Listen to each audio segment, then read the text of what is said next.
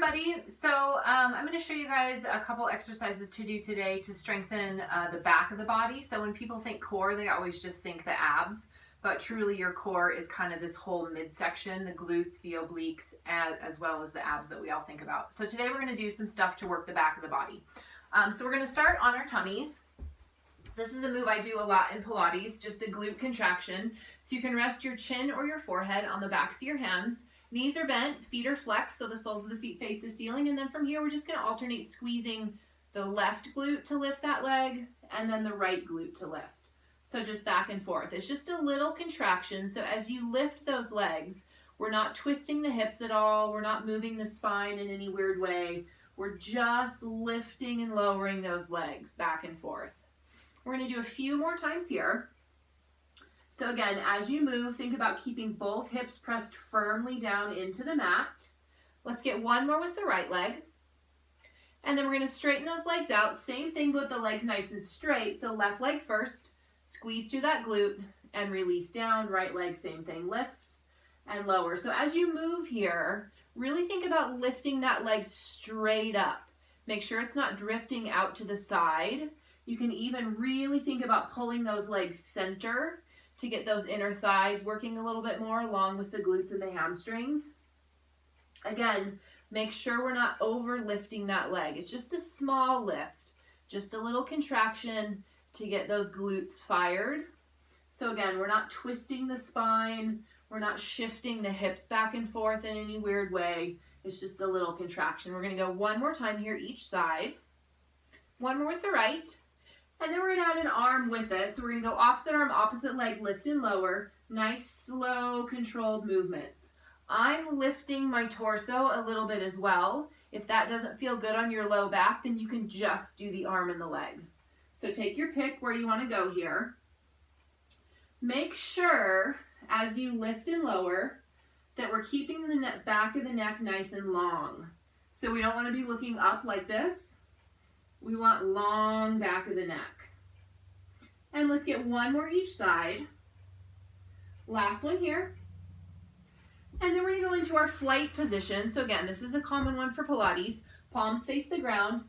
Big backward shoulder roll. Lift the torso. Reach those fingers towards the feet. And release down. And again, big backward shoulder roll. Lift and reach. And release. Let's do one more with the upper body.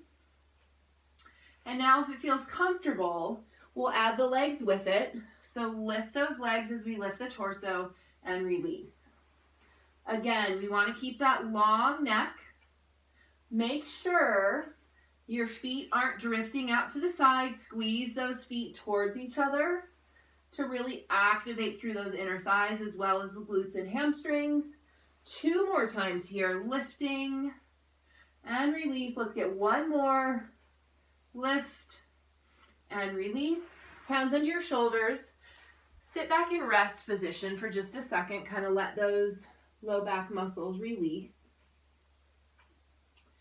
And then from here, we're going to flip over, moving into a bridge position. So on your back, arms nice and long by your side, knees bent, feet flat on the floor. Give yourself a little space between your heels and your buns. We're going to do a couple rolling bridges here. Press your low back into the mat. Squeeze those glutes to roll the hips up and then release it right back down. Let's do that one more time. Squeeze those glutes to press up and roll it back down. On this next one, we're going to lift up and hold. So find that nice strong bridge position. Let's take one leg straight up in the air. Keeping strong through that glute, we're going to lower and lift. Lower and lift. As you move here, try and keep those hips tucked under just a little bit so we're not overarching through that low spine. Two more. And let's get one more. Hold up on this one. Switch your feet. And away we go. Lower, lift, lower, lift. So again, make sure you're not overarching through that low spine. The spinal extensors are definitely working here, but we want the bun to be the major mover. Last one.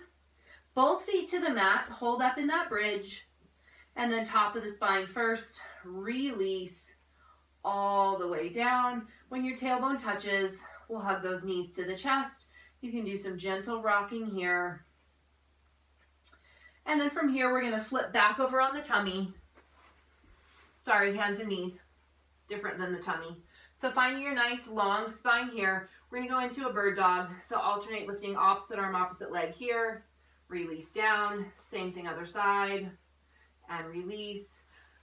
Thumb faces the ceiling with these guys, making sure as you move with this, squeezing through the glutes. We're not saggy through the low spine. So our core is nice and strong here.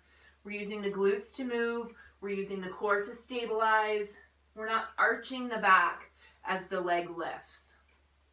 Just think about taking that leg parallel to the floor. Let's go one more time here, each side.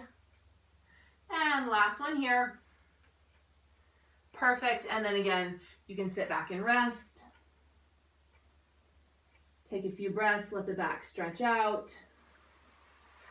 And that is it. So that's a nice little back workout that you can throw in when you're doing front stuff. You can alternate between maybe a front and a back, front, back, or you can do all the core stuff in some of the previous workouts that we've shown, and then do this workout to kind of get the back of the body. Your choice, but throw it in the mix. It will help a lot. Have a good day. Hope everybody's staying healthy.